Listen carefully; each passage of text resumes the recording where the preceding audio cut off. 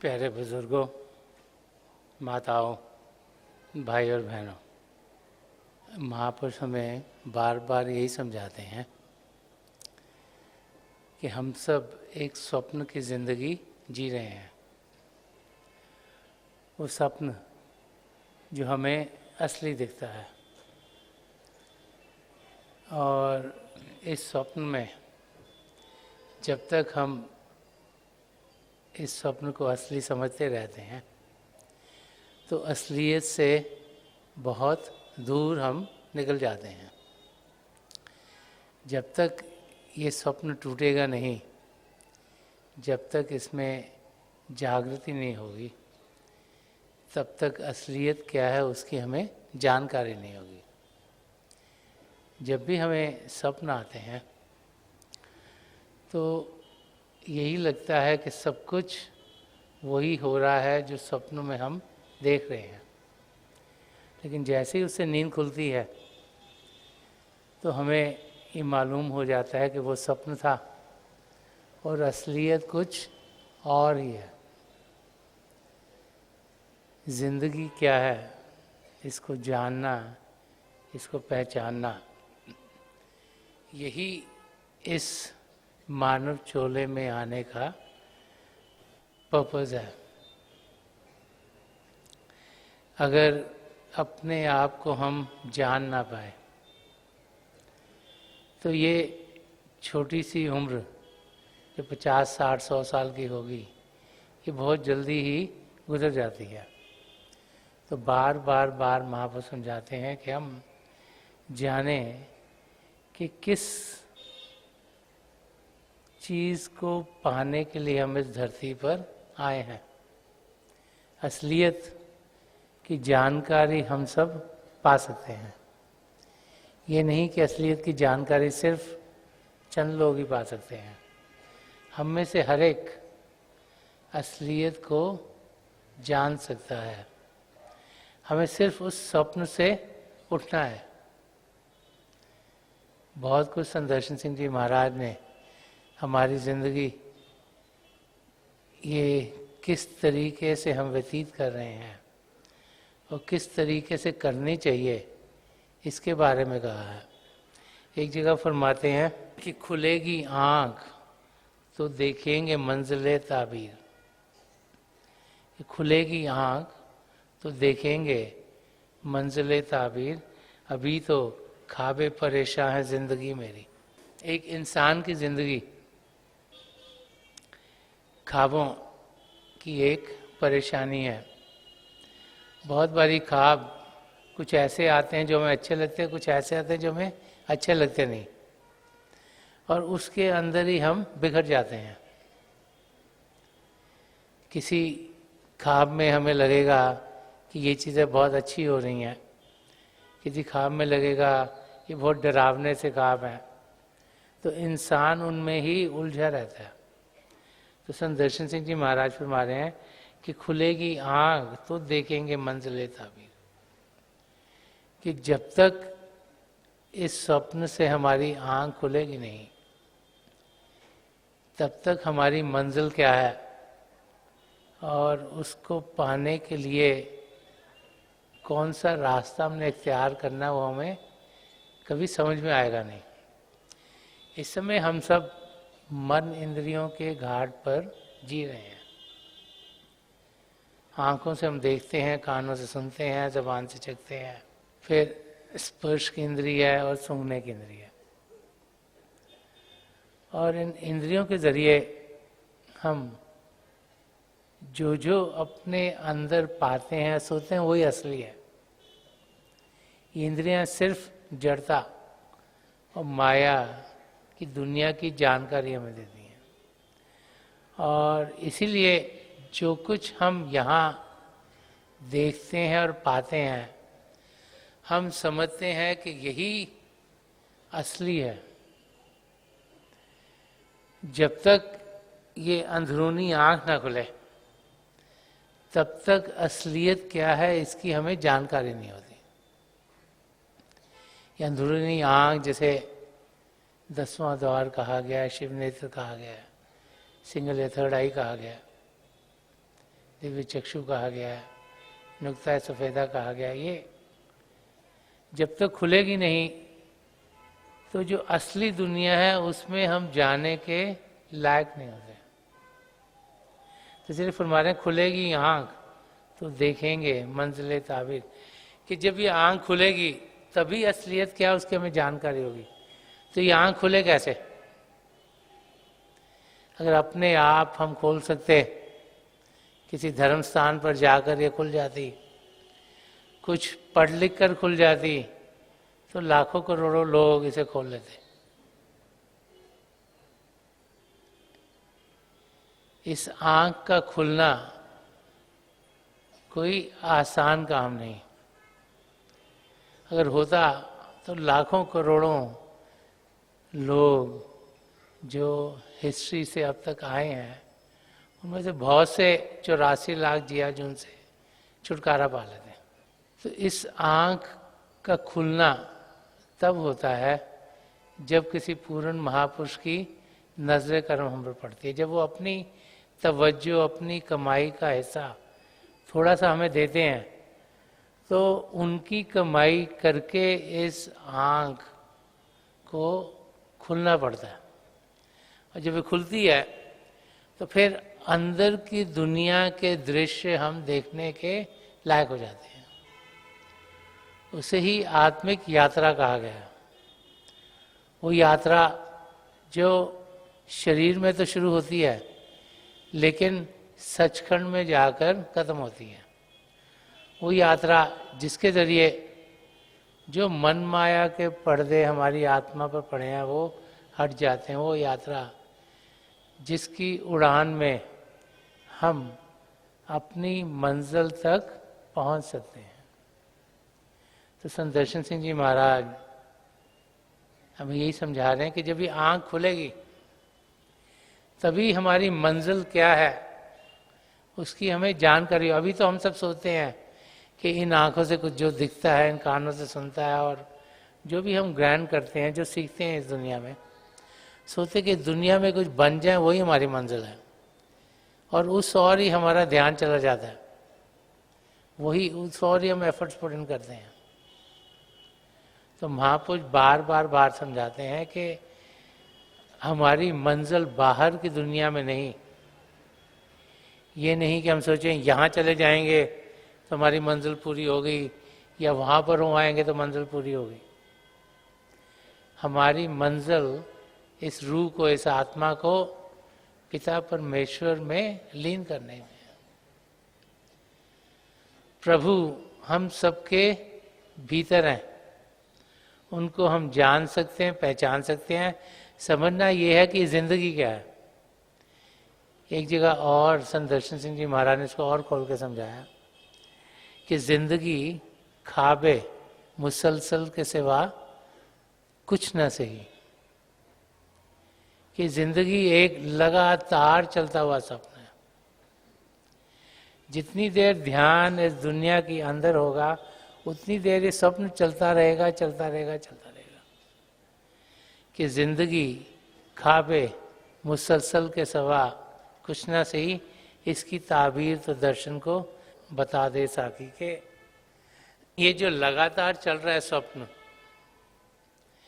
इसमें से हम जागें कैसे?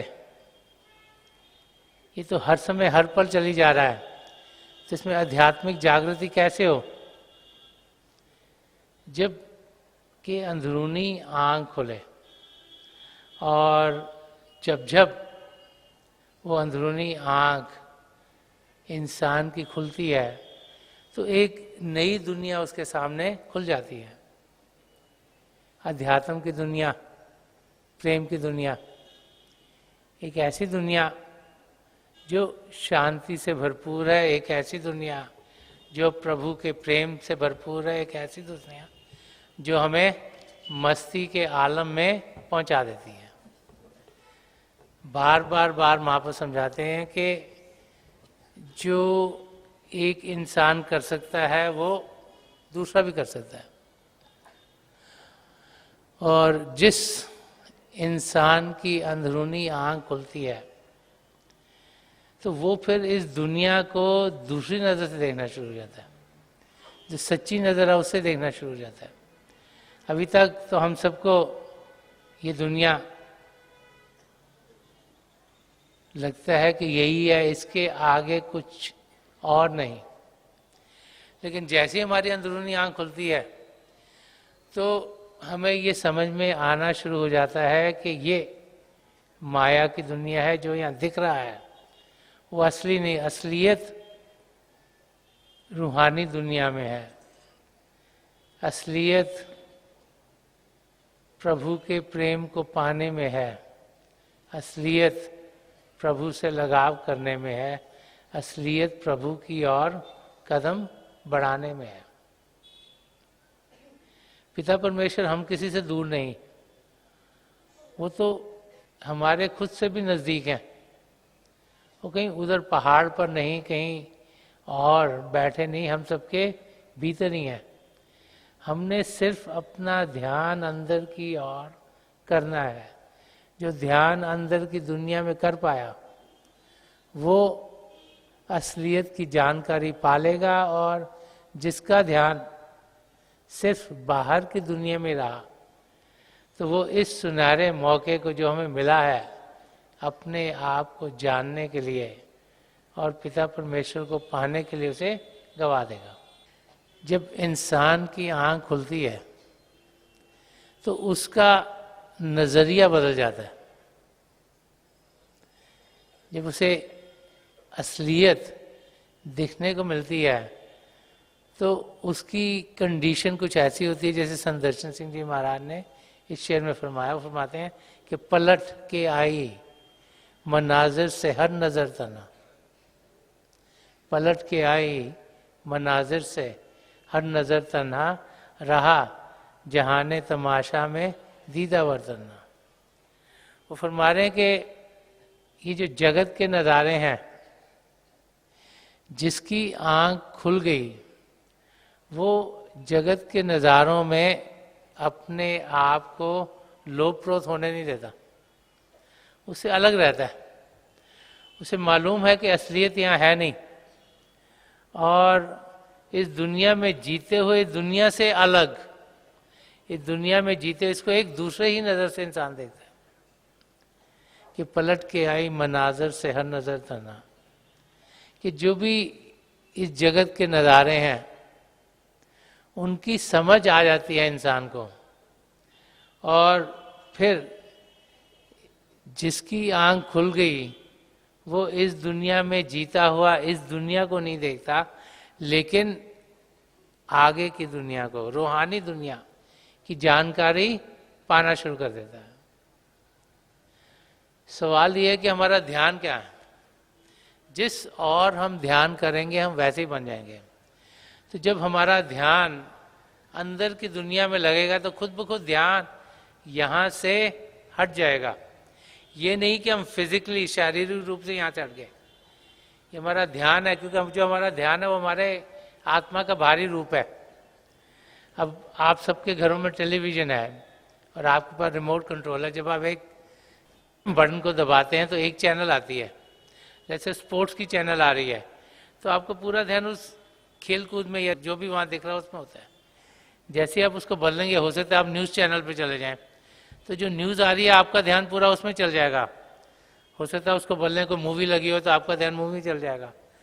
तो जिस और इंसान ध्यान करता है वैसे ही वो बन जाता है। तो ऐसे ही जब हमारी ये अंदरूनी आँख खुलती है तो फिर हमारा ध्यान बाहर की दुनिया से खुद ब खुद हट जाता है और हम फिर अंदर की दुनिया में कदम बढ़ाना शुरू कर देते हैं। अंदर की दुनिया प्रेम की दुनिया है, अंदर की दुनिया रूहानियत की दुनिया है। अंदर की दुनिया वो दुनिया है जो जगमग जगमग है। उस दुनिया में पहुंचते ही हमारा रोम रोम प्रभु के प्रेम से भरपूर हो जाता है और प्रभु के प्रेम के नशे में हम झूमना शुरू कर देते हैं। इस दुनिया में अगर आपको किसी से प्रेम हो तो आप बहुत खुश दिखाई दोगे, हर एक चीज आपको उस समय अच्छी लगती है। और जब पिता परमेश्वर की नजदीकी हमें मिलती है, पिता परमेश्वर के प्रेम का हम अनुभव करते हैं, तो फिर हमारा रोम रोम खुशी से, आनंद से भरपूर हो जाता है। और वो अवस्था ऐसी नहीं कि जो क्षण भर के लिए हो, वो अवस्था ऐसी है जो फिर सदा सदा के लिए हमारे साथ टिकती है। और उस अवस्था में ही हमने पहुंचना है। संत दर्शन सिंह जी महाराज जो रूहानियत के बारे में बहुत कुछ कह गए हैं, एक जगह फरमाते हैं कि करे तलाशे जुनू जुल्मते किरत से कहो। जुनू किरण है, किरण के सिवा कुछ और नहीं। फरमाते हैं कि हम सब वो सदा सदा की मस्ती, सदा सदा के आनंद की अवस्था को पाना चाहते हैं। हम सब चाहते हैं कि हम उस अवस्था में हो, लेकिन हम उसे कैसे दिमाग से ढूंढने की कोशिश करते हैं। क्योंकि दुनिया में हमें यही समझाया जाता है कि अगर आपका दिमाग तेज है, आपकी इंटेलिजेंस तेज है, आपका नॉलेज बेस बढ़ा हुआ है, तो आपकी समझ बढ़ जाएगी। तो हम फिर पिता परमेश्वर को भी इस दिमाग से समझने की कोशिश करते हैं। तो संत दर्शन सिंह जी महाराज इस इंटेलिजेंस को अंधेरा कह रहे हैं। कह रहे हैं कि अगर हमने सदा सदा का सुख चैन, सदा सदा के आनंद को पाना है, तो वो अवस्था जो कि हर पल हमें खुशी से भरपूर करती है, जिसे जुनू की अवस्था कहा गया है, जो मस्ती की अवस्था, आनंद की अवस्था है, तो कह रहे हैं कि उसको पाने के लिए ये जो इंटेलिजेंस है, इसके अंधेरे से कहो। ये मत सोचो कि इंटेलिजेंस के जरिए आप उसे पाओगे। जो इंटेलिजेंस है ये एक अंधेरा है। क्यों? क्योंकि ये हमें दुनिया के साथ जोड़ी जाता है कि जुनू किरण है, कि वो जो अवस्था है वो रोशन होने की अवस्था है, किरण के सिवा कुछ और नहीं। कि वो जिसे स्पिरिचुअल एनलाइटनमेंट कहते हैं, आध्यात्मिक जागृत होने की अवस्था है, और उसके सिवाय कुछ और नहीं। एक जगह और संत दर्शन सिंह जी महाराज फरमा रहे हैं कि वो जो किरण है उसको ढूंढे कहाँ पर, उस रोशन अवस्था में हम पहुंचे कैसे। तो फरमा रहे कि जो जिंदगी के अंधेरे को एक किरण बख्शे, मेरे लिए तो गरा है वो एक इशारा भी। तो फरमा रहे हैं कि वो एक इशारा, एक नजरे करम, एक दया दृष्टि, जो कि मन माया के अंधेरे को दूर कर दे, जो रूहानी किरणें हमारे अंदर जागृत कर दे, जो ज्योति और श्रुति के साथ हमें जोड़ दे, वो एक नजरे करम अगर मिल जाए तो फिर हम अपनी मंजिल की ओर बढ़ना शुरू हो जाए। तो नामदान के समय में क्या होता है कि हमारे सद्गुरु हमें शरीर को शांत करने का तरीका बताते हैं, सिमरन करने का तरीका बताते हैं, और फिर हम मन को शांत करके कैसे अंदर जो हमारे शब्द चल रहा है उसके साथ जुड़ पाए, उसका वो अनुभव करा देते हैं। कि फरमाए कि मेरे लिए तो गरा है वो एक इशारा भी, कि वो एक नजरे करम जो कि प्रभु की ज्योति और श्रुति के साथ हमें जोड़ देती है, वही इस अंधेरी जिंदगी में रोशनी ले आती है। और फिर जैसे जैसे हम अभ्यास करते हैं वैसे वैसे उस ज्योति और श्रुति के साथ जुड़ते हुए हमारे कदम हमें अपनी मंजिल की ओर लेकर जाएंगे। हम लोग बड़े खुशकिस्मत हैं कि पिछली सेंचुरी के महापुरुष हजूर बाबा सावन सिंह जी महाराज, परम संत कृपाल सिंह जी महाराज और दयालपुर संत दर्शन सिंह जी महाराज की नजरे करम हम सब पर पड़ी। बहुत से भाई बहनों को इन महापुरुषों के जरिए नाम की देन मिली और हमारी अंधेरी जिंदगी में जागृति आ गई। जब तक अंदरूनी आंख खुलेगी नहीं तो असलियत की जानकारी हो नहीं पाती। और जब वो रास्ता खुल गया तो उस पर हमें तेजी से चलना भी है। संत दर्शन सिंह जी महाराज इसके बारे में फरमा रहे हैं कि दर्शन शराबे उल्फते साकी की बात कर। कह रहे हैं अगर कोई बातचीत करनी है तो शराबे उल्फते साकी की, उस साकी की बात कर जो प्रभु के प्रेम से भरपूर हो, जो प्रभु की जो सत्ता है उससे भरपूर हो, जो खुद प्रभु के प्रेम के रंग में मस्त हो। बाकी सब बातें बेकार हैं। अगर बातचीत की इस दुनिया की चीज़ों की, बातचीत की कि यहाँ पर क्या हो रहा है, वहाँ पर क्या हो रहा है, वहाँ पर क्या हो रहा है, कह रहे वो सब बेकार है। कि दर्शन शराबे उल्फते साकी की बात कर, हाँ जिंदगी गुजार मगर बेखुदी के साथ। सन्मत का रास्ता समझाता है कि हमें प्रभु ने जिस हाल में भेजा हम उसमें रहें, जो जो रिस्पॉन्सिबिलिटीज हमारे ऊपर पड़ी हैं उनको निभाएं, लेकिन उसके साथ साथ पिता परमेश्वर को पाएं। तो फरमा रहे कि हाँ जिंदगी गुजार, कि जिस हाल में है, जिस धर्म में है, जिस देश में पैदा वहां चाहिए, मगर बेखुदी के साथ, मगर ध्यान प्रभु की ओर हो। जैसे पंजाबी में कहे हथ कारवल दिल यारवल, कि दुनिया में जीते हुए, दुनिया में जो जो कर्म हमारे साथ जुड़े, जो कटने, उनको काटते हुए अपना ध्यान पिता परमेश्वर की ओर रखें और ऐसे अपनी जिंदगी गुजारें। ये जाने कि प्रभु हमारे अंग संग हैं, ये जाने कि उनका प्यार ही है जो हमें आज जिस हाल में वहां रख रहा है, और जाने कि उनका प्रेम हमें अपनी ओर खींचता हुआ हमारी आत्मा का मिलाप खुद पिता परमेश्वर में करा देगा। तो बार बार बार महापुरुष हमें यही समझाते चले आए हैं कि हाँ जिंदगी गुजार मगर बेखुदी के साथ, कि इस जिंदगी में जीते हुए ध्यान पिता परमेश्वर की ओर हो। ये जानना कि ये सब एक पिता परमेश्वर का खेल है, ये जब हम जानते हैं तो फिर हमें मालूम होता है कि हर क्षण हर पल जो कुछ हो रहा है उसकी रजा में हो रहा है। अगर पत्ता भी हिलता है तो उसकी रजा से हिलता है, हवा भी चलती है तो उसकी रजा से चलती है, बारिश भी होती है तो उसकी रजा से होती है, सर्दी भी होती है तो उसकी रजा से होती है, गर्मी भी होती है तो उसकी रजा से होती है।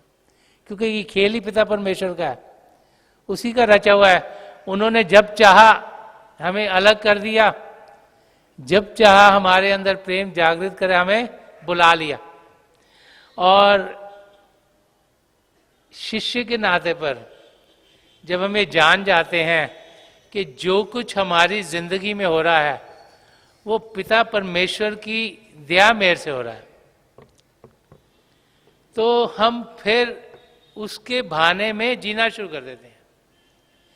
तेरा भाना मीठा लागे, ये चार लफ्ज सुनने में बड़े आसान है, इन पर अमल करना बड़ा मुश्किल है। कि हम तो सोचते कि जैसे मैं चाहता हूं वैसे ही हो, वैसे हर एक चाहता है कि जो मेरी मर्जी है वही हो, लेकिन सब चीज हमारी मर्जी के मुताबिक होती नहीं, और जब होती नहीं तो हमें बहुत दुख दर्द होता है।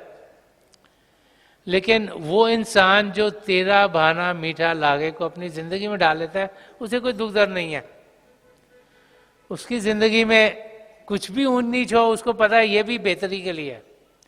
अगर कोई तकलीफ भी आ गई तो वो सोचता है कि कर्म जल्दी कट रहे हैं, अगर अच्छे समय है तो वो सोचता है ये समय भी खुशी का मैंने पार करना है। तो उसे पता है कि जो जिंदगी की ऊंच नीच है उसका कोई उस पर असर होगा नहीं, और वो अपना ध्यान पिता परमेश्वर में लगाता हुआ अपनी मंजिल की ओर तेजी से बढ़ता रहता है।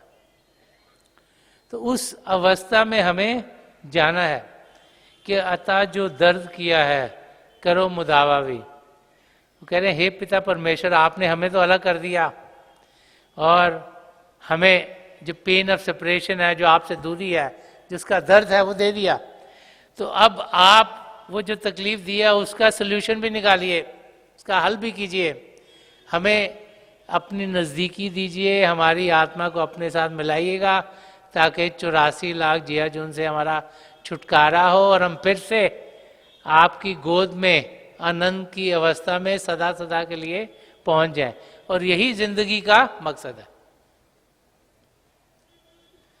अगर इस और कदम बढ़ाया तो फिर इस मकसद को हम पाएंगे, और अगर कदम सिर्फ दुनिया की ओर ही बढ़े तो फिर ये सुनहरा मौका पाकर भी कुछ न पाए बगैर हम इस धरती से चल बसेंगे।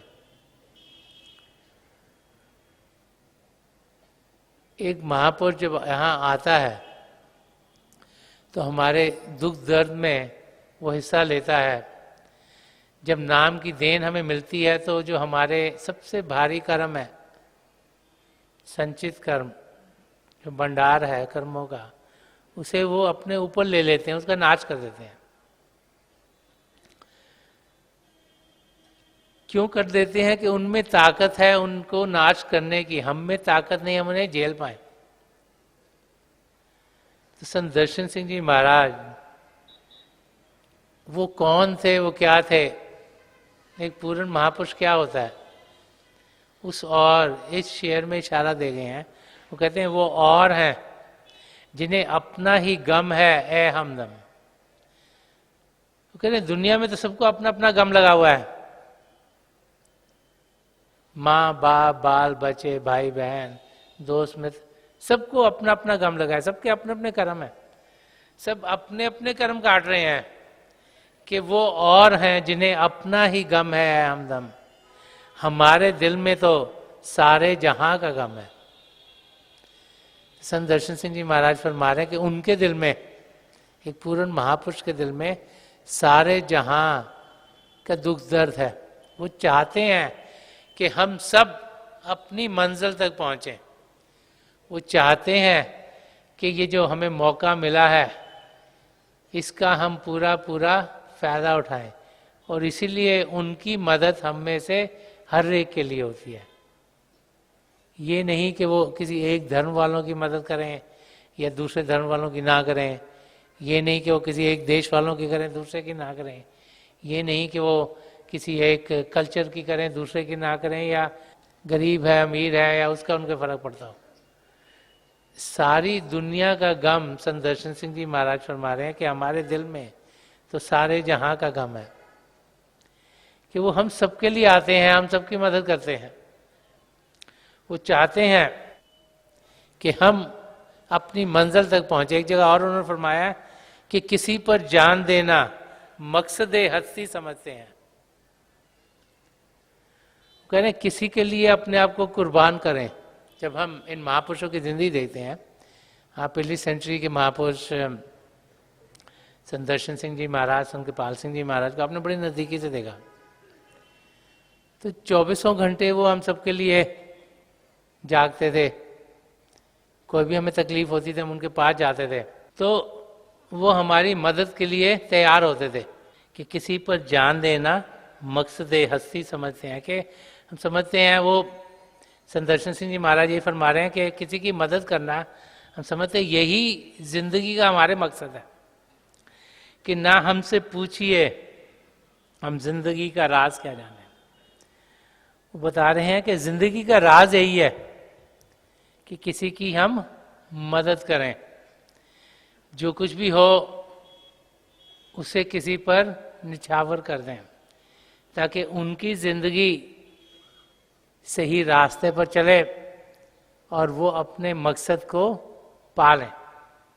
बार बार बार हमें यही समझाया जाता है कि इस धरती पर जिस पर के हम अपने आप को पा रहे हैं, ये हमारी बड़ी खुशकिस्मती है कि हम यहाँ पर पहुँचे हैं। कि हमारी आत्मा 84 लाख जिया जून में किसी भी योनि में भड़क सकती थी।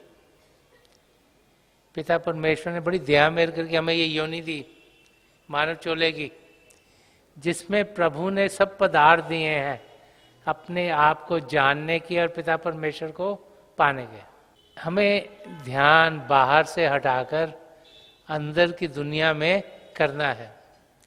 अगर ध्यान सिर्फ बाहर की दुनिया में करते करते ही जीते रहे तो फिर ये एक लगातार स्वप्न है जो चलता रहेगा चलता रहेगा चलता रहेगा। इससे हमें उठना है, क्योंकि एक न एक दिन हम सबकी फिजिकल डेथ, मौत होगी। तो हम सब ने जो जो कमाई खुद की है वही हमारे साथ जाएगी। और इसीलिए बार बार महाप्रभु समझा रहे हैं कि हमारे लिए भजन हम खुद ही कर सकते हैं। ना हमारे माँ बाप कर सकते हैं, ना भाई बहन कर सकते हैं, ना बाल बच्चे कर सकते हैं, ना दोस्त मित्र कर सकते हैं। कि हम सबको खुद इस आध्यात्मिक रास्ते पर चलना है। तो जितना जल्दी हम इस पर कदम बढ़ाएं उतना ज़्यादा समय है अपनी मंजिल तक पहुंचने का। जितना समय ज़्यादा से ज़्यादा रोज़ाना देंगे उतना जल्दी अपनी मंजिल तक हम पहुंच पाएंगे।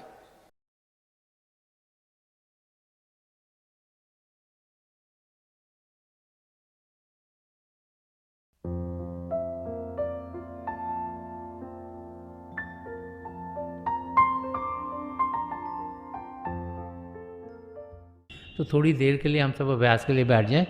आप जहाँ भी बैठे आराम से बैठेगा, अपनी आंखें बंद कर लीजिएगा। ये जो आई बॉल्स आँखों को डेलें सीधे सामने और नीचे जैसे 8-10 इंच आपके सामने फोकस हो। तो आंखें बंद करते ही वो भाई बहन जिन्हें नाम की देन मिली है आप सिमरन कीजिएगा। और वो भाई बहन जो यहाँ नए हैं, आप पिता परमेश्वर के किसी भी जाति नाम का जाप कर सकते हैं। जाप मन ही मन करना है, ऊंचा नहीं दोहराना। आपके सामने रोशनी खुलनी शुरू हो जाएगी। शुरू में हो सकता है रोशनी के चिन्ह हो, रोशनियाँ टिकी हुई हों, रोशनियाँ किसी भी रंग की हो सकती हैं, लाल, पीला, नीला, हरा, संतरी, सफ़ेद, कोई भी रंग हो। जो कुछ भी दिखता है उसके बीच में देखिएगा और बहुत से नज़ारे आपको देखने में मिलेंगे। मेरी प्रभु के चरण कमलों में जो पिछली सेंचुरी के महापुरुष हुए हजूर बाबा सावन सिंह जी महाराज, परम संत कृपाल सिंह जी महाराज, दयाल पुरुष दर्शन सिंह जी महाराज की चरण कमलों में यही प्रार्थना है कि जो जो हम सबके लिए बेहतर हो वही हमारी ज़िंदगी में ढले। इन महापुरुषों की इतनी दया में रहो कि हम सब के साथ जुड़ें और अपने भीतर प्रभु की ज्योत के दर्शन कर पाएँ। थोड़ी देर में मैं आपको इस बैठक से उठाऊँगा और मेरी शुभकामनाएं आप सबके साथ हैं।